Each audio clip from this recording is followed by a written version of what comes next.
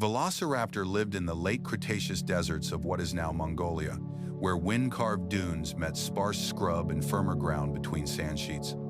It was built for quick bursts and sudden turns, using patience and positioning instead of long pursuits. Its head rode low on a strong neck, with forward-facing eyes that helped judge distance in tight, fast moments. The jaws weren't designed to crush bone. They were for quick, slicing bites while the body stayed mobile. Feathers likely covered much of the body, helping with insulation and display without ruining agility. The arms were strong and flexible, with grasping hands that could pin, rake, and control prey long enough for a clean bite. The famous sickle claw on each foot wasn't a single one-hit weapon by itself, but it could hook and hold during a struggle. That anchor let Velociraptor keep balance while its jaws delivered repeated, precise bites. In open terrain, staying unseen mattered, so it used low ridges, shrubs, and dune shadows as moving cover. It could pause, creep forward in short steps, and keep its tail stiff as a counterbalance. Scientists debate how often it hunted alongside others, but it likely tolerated company when food pressure was high. Even without a true pack, multiple individuals could pressure the same target, each probing for a safer angle. A coordinated approach doesn't have to be complex. One raptor can force a turn, another slips toward the blind side, and both retreat instantly if the risk spikes. Many prey animals in that ecosystem could fight back. A small horned dinosaur like Protoceratops could bite and shove, turning a hunt into a dangerous close-range contest. So Velociraptor likely probed first, reading posture for weakness. It could fake a rush, stop short, and watch how the prey reacts, saving energy while testing for panic or injury. When the opening appears, the first contact is about control. It springs in, grips with hands and feet, and tries to unbalance the target onto sand where footing fails. Once prey is off balance, the sickle claw becomes more useful. The claw can hook into flesh and hold while the jaws deliver quick bites, then release before the prey's counterattack connects. This style is high risk, so hesitation is part of survival. Velociraptor likely aborted many attempts, choosing to live for the next chance rather than gambling on a bad angle. Sound and vibration mattered in a quiet landscape. A sudden scuff of feet, a breath, or shifting sand could reveal movement, and the raptor would freeze, listening before advancing again. Heat and dehydration were constant pressures, so activity likely leaned toward cooler hours. Early light and late shadows offered better hunting windows than the harsh middle of the day.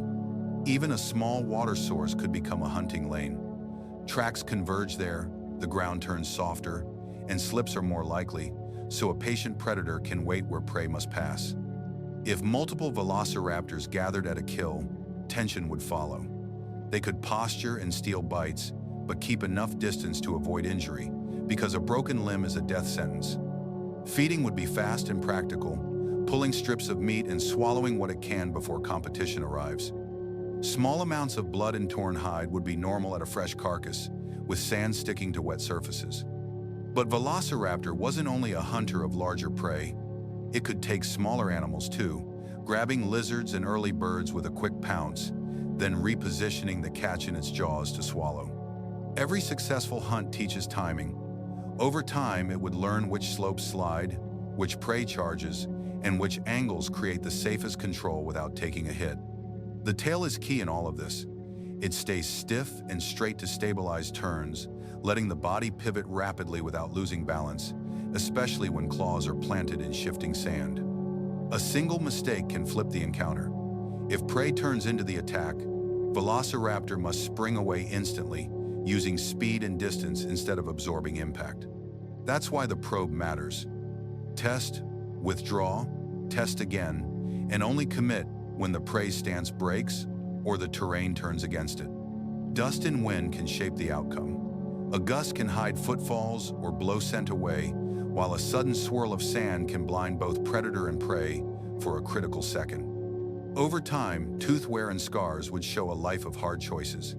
Healed injuries and rough marks would be expected because a predator that survives struggle rarely stays perfect. If Velociraptor nested in sheltered spots, it needed firmer ground than open dunes. Low cliffs, protected hollows, and tougher soils would help keep eggs safer from heat and roaming thieves. Young velociraptors would be vulnerable and restless. They'd practice on insects and small animals, building coordination before risking fights against dangerous prey.